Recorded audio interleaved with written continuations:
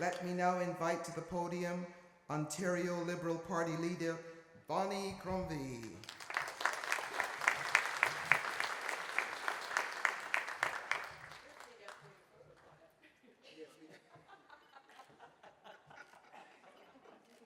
We're just sharing a little laugh because I'm not the mayor of Mississauga anymore. But I was not long ago. Anyways, wonderful to be here. Thank you for inviting me to help celebrate your 99th AGM. Oh my goodness, this is so wonderful. Thank you. When I last spoke with RNAO, I committed to working with you, to listening to you, to fix our healthcare crisis. Let me be honest, you have no choice but to listen to Doris, right? We all know that. It's a force of nature. And congrats to Claudette as well on your role in the tenure and for your service and for your advocacy. And congratulations to incoming President-elect Lemeo Dolkar as well. So thank you for everything. Thank you for your work. The bottom line, I think we all agree in this room, we need more nurses in our healthcare system. That's it. And this government, unfortunately, has other priorities. Rather than investing in our healthcare system and the nurses who truly put the care into healthcare. The very people we called heroes during COVID, the very people that were capped under Bill 24, as Jill has reminded us. And it's a deliberate choice.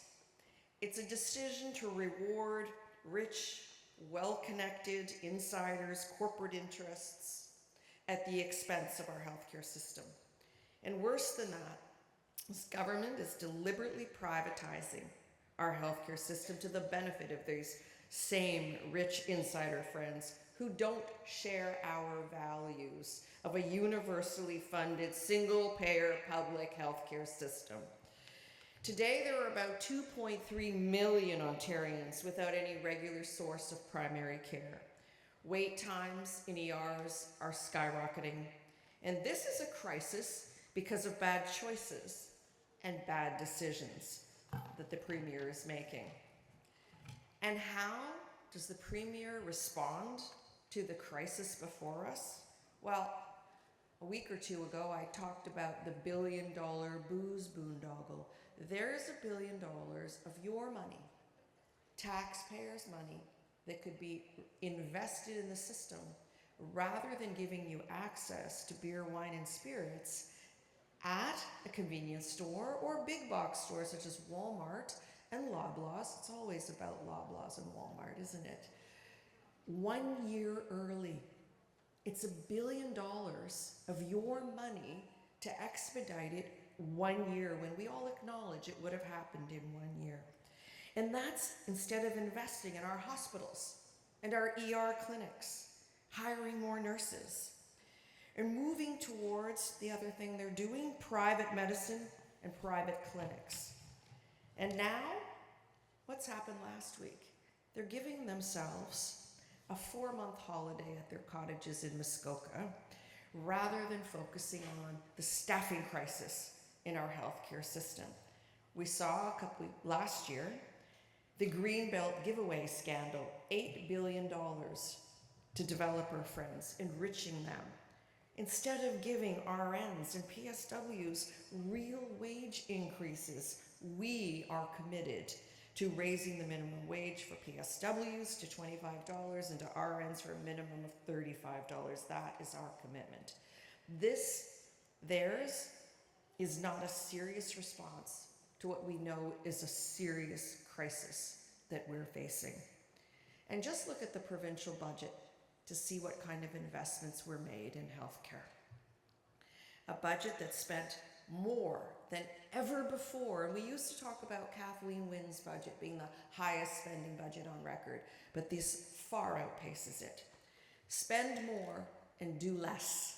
I don't know where the money went. It didn't go to train and retain workers. It didn't go to our social safety nets, and it didn't go to healthcare. There was an effective cut to healthcare because it was lower than the rate of inflation. Education had an absolute cut in the system. And under this government, our growth is stalled. barely expected to hit 0.3%.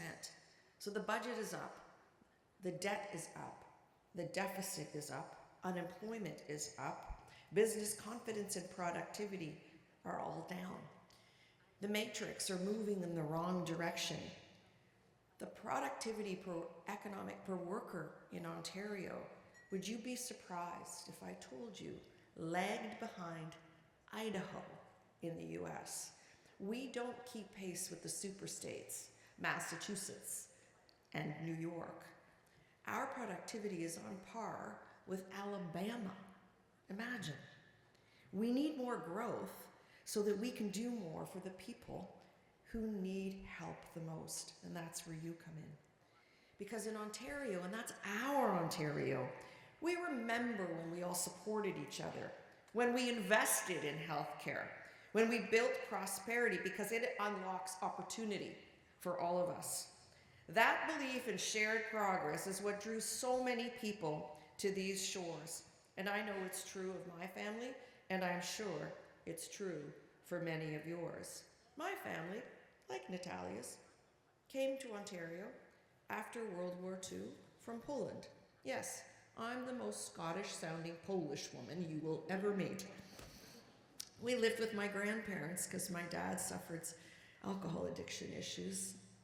And when I was 3, she walked out and we moved in with my grandparents into a big rooming house in Hyde Park, a rooming house that my grandparents bought.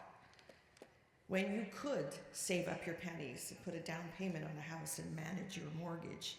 Things weren't easy when I was a kid, but it felt like there was an understanding that if you worked hard in Ontario, you could build a better future for you and your children and your grandchildren.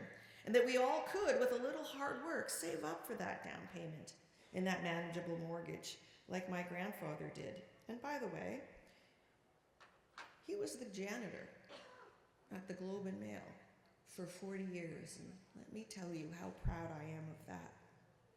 And at that time, thank you, Doris, honestly. And at that time, good schools meant that in just one generation, you could excel. And we know that my grandfather supported us all.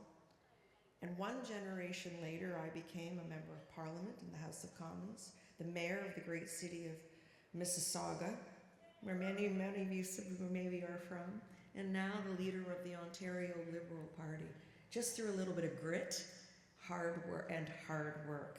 And that's why millions of people chose to come here to Ontario, to start right here. So the community, hard work, save your pennies. We're listening. It made the difference for them. And now that's what we want to do as a party. Listen to all of you, to do our homework and work with you on the front lines. Because our province needs you. We need you. You're the experts, and I want to work with you. And I need to hear from you because I know, and you know, that we can do better. You know what can be fixed. And I need you to partner with me so that we can get back to something better in Ontario. Because as I said, Ontario needs you. Thank you for allowing me to join you today.